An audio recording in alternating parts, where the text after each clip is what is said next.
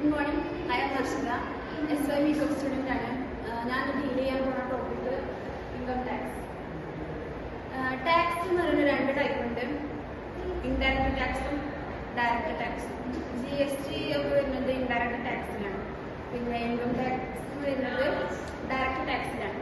അപ്പോൾ ഇൻകം ടാക്സിനെ കുറിച്ച് ഞാൻ പറയാൻ പോകുന്നത് income tax is a tax charged on the annual income of an individual or business earned in a financial year.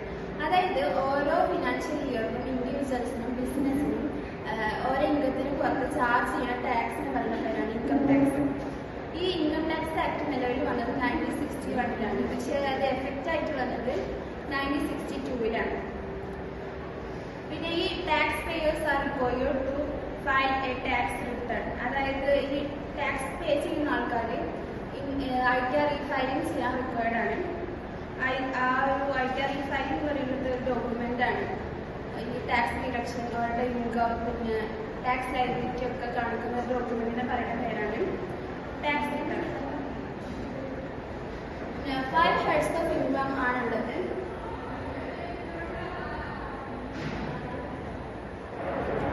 ഒന്ന് income from salary, income from house property, income from profits and gains of profession or business, income from capital gains and income from other sources. Income from salary എന്ന് പറയുമ്പോൾ ആൾക്കാരുടെ salary നിന്ന് കിട്ടുന്ന income, പിന്നെ house പ്രോപ്പർട്ടിയിൽ നിന്ന് കിട്ടുന്ന income, profit and gains of professions of ബിസിനസ്സിന്, ക്യാപിറ്റലിന് കിട്ടുന്ന ഇൻകം, പിന്നെ വേറെ ഏതെങ്കിലും സോഴ്സസിന് കിട്ടുന്ന ഇൻകം. അടുത്ത് പറയുന്നത് ഇൻകം ടാക്സിന്റെ സ്ലാബ് റേറ്റ് ആണ്.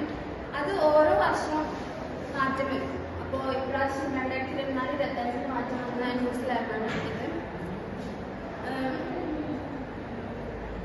ഇതിൽ മാറ്റം വന്നത് ഇതിൽ 6 സ്ലാബാണ് ഉള്ളത്.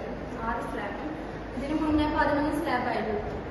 പിന്നെ അപ് ടു 3 lakh വരെ ടാക്സ് റിട്ടേൺ എന്ന് പറയുന്നത് നില്ലാണ്. 3 lakh to 7 lakh 5% ഉണ്ട്.